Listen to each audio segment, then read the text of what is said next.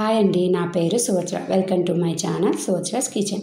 ఈరోజు మనం చేసుకోబోయే రెసిపీ వచ్చేసి పన్నీర్ 65. ఎలా చేయాలో చూసేద్దాం రండి. ముందుగా 200 గ్రామ్స్ పన్నీర్ తీసుకుందాం.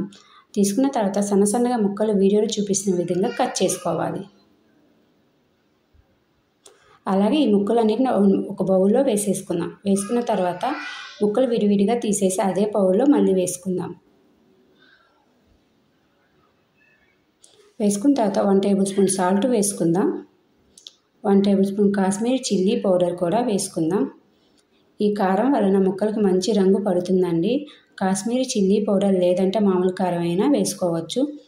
అలాగే 1/2 టేబుల్ స్పూన్ పెప్పర్ పౌడర్, అలాగే 1/2 టేబుల్ స్పూన్ ధనియాల పౌడర్, అలాగే 1/2 టేబుల్ స్పూన్ గరం మసాలా, చివరిలో చిటికెడు పసుపు కూడా వేసుకుందాం. ఒక చెక్క నిమ్మకాయ పిండుకొని మొత్తం ముక్కలకు పట్టేలాగా కలుపుకుంటూ ఉండాలి.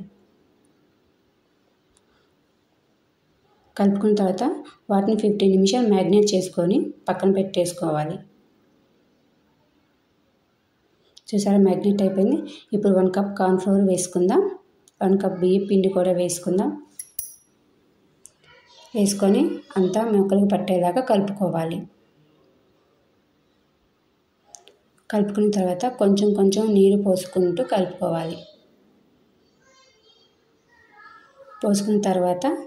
నీరు పోసిన తర్వాత 2 అవర్స్ పాటు మ్యారినేట్ చేసుకొని పక్కన పెట్టుకోవాలి. టైం లేకపోతే కనీసం 15 to 20 మినిట్స్ అయినా మ్యారినేట్ చేసుకొని పక్కన పెట్టుకోవాలండి.